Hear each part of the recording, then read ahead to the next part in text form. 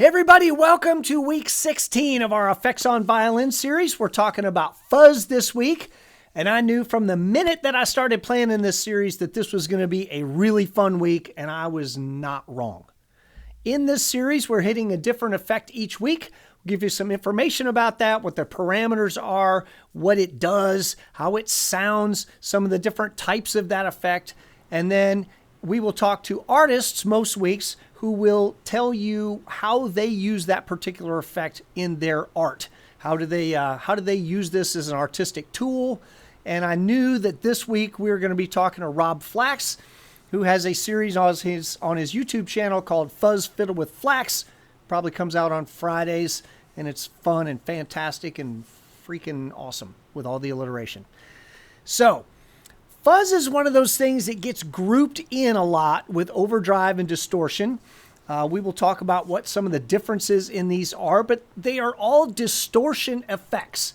And to understand that, we've got to know what distortion is. Distortion is when we have a circuit that's a certain size. We can see where the V plus and V minus. Imagine that that's like a 4-foot diameter pipe that our signal is going through, right? If our signal is 2 feet in diameter, it's going to go through completely unchanged. It's not going to bump the wall. It's not going to scuff its knee or any of that. If it's 3 feet in diameter, it's going to be able to go through completely unmolested, right? What if it's a 5-foot diameter signal and we're trying to put it through a 4-foot diameter pipe? Well, it's going to get scuffed up quite a bit trying to go through there. And it's going to generate some high frequency overtones or clipping. And as it's going through that pipe, just imagine that signal is getting scraped and it's getting ripped and torn and shredded a little bit. That's what distortion effects kind of sound like, right? Well, there are different types of circuits and there are different types of clipping. And imagine that the inside of that pipe could be rough, it could be smooth, it could have rocks in it, it could have glass in it. All these different types of circuits are going to affect signals differently when they clip. Some of them we have what's called soft clipping, and we retain most of the character of that signal. It just has, some artifacts added to it. And then there's hard clipping, where the inside of it, imagine that the outside of that pipe, there's like a razor edge on that thing, and it's cutting this signal very, very smoothly and making square waves out of it. That's what's happening with fuzz.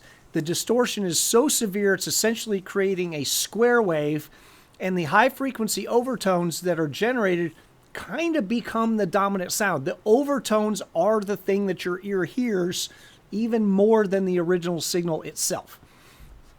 The history of this, historically it was essentially the first effects pedal. It was one of those things kind of like penicillin. It was a happy little accident. There was a channel on a board that something had gone dreadfully wrong or right, depending on how you look at it. And then they were able to recreate that sound electronically. Each fuzz pedal or fuzz circuit is a little different. Some have more personality than others, meaning they can be a little cantankerous. But that's fun. That's what makes these things all different. I would emphasize that using fuzz with an amp and a cab is going to be the way to go.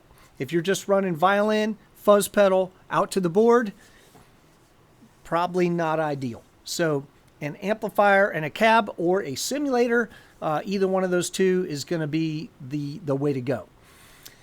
Now remember how these things work. It's basically a signal bottleneck, right? So imagine I've got this 4-foot pipe again, and I'm trying to ram a 5-foot or 6-foot or 10-foot diameter signal through there.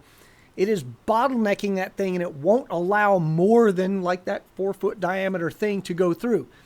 So the more signal you're trying to ram into this, the more distortion it's going to create.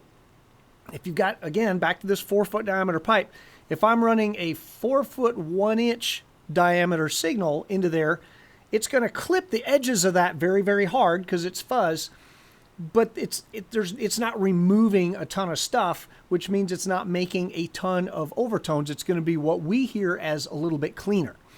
And then if I turn that up and I've gone from 4-foot 1-inch diameter signal to a 20-foot diameter signal, there's going to be much, much more distortion, many more of those overtones. Side effects of fuzz are extreme compression. Like I said, it's only going to allow through, back to my pipe analogy, 4-foot diameter worth of signal. Turning up changes nothing as far as output volume. There's going to be tons of sustain because imagine you pluck that violin and we start with a 10-foot diameter signal and it decays over time. It's going to take it a while to get down to 4 feet, right? If we go into this fuzz pedal, all of that compression is going to translate to sustain. You're going to have very, very little dynamic control on the output of this circuit. So, Rob is one of the most amazing players, improvisers, singers, writers, and teachers that I know. So I'm going to let Rob do a ton of the teaching on this. My discussion with him goes about an hour. There's a link to that discussion right here, and I highly recommend you go check that out. As you're going to check that out, you can subscribe to our channel. Here's another link to my discussion with him, and then here's a video where you find something else you might want.